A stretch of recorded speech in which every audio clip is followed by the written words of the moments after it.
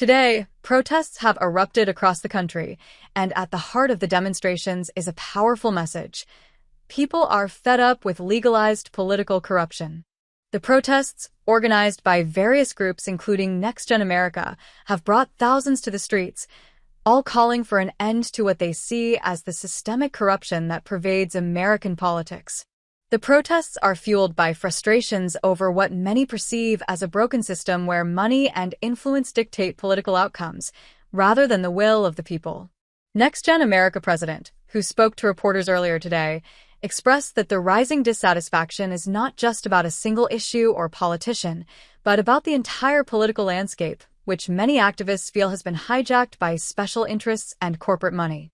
According to the president, these protests are a direct response to the increasing dominance of big money in politics, particularly through lobbying, super PACs, and campaign donations that often lead to policies favoring the wealthy elite.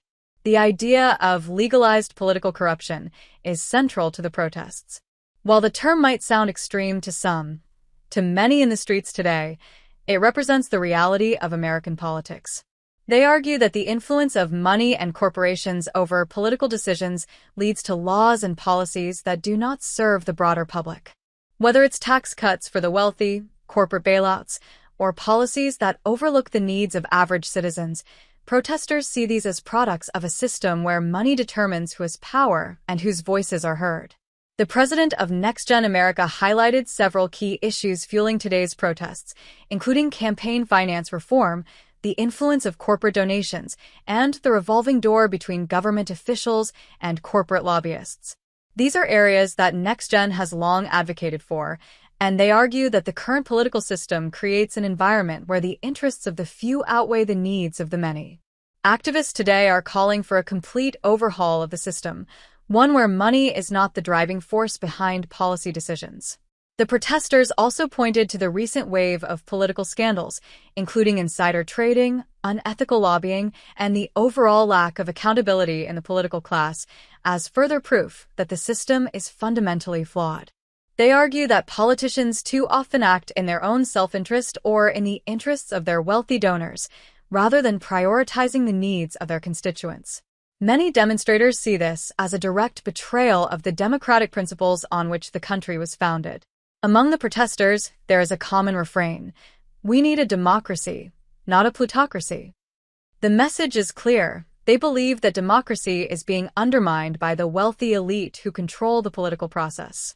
They are demanding reform that will reduce the influence of money in politics and give power back to the people. While many of the protesters are calling for specific policy changes, such as implementing a cap on campaign contributions or passing stronger lobbying regulations, the larger message is about restoring trust in government.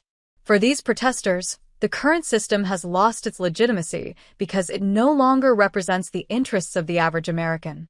Interestingly, the protests are not just limited to the usual political activists or left-leaning groups. Many young people, especially from the millennial and Gen Z generations, are heavily involved, with NextGen America being one of the largest youth-led organizations backing today's actions. The younger generation, in particular, has voiced their dissatisfaction with the political establishment, feeling that they're being left out of important decisions that affect their futures.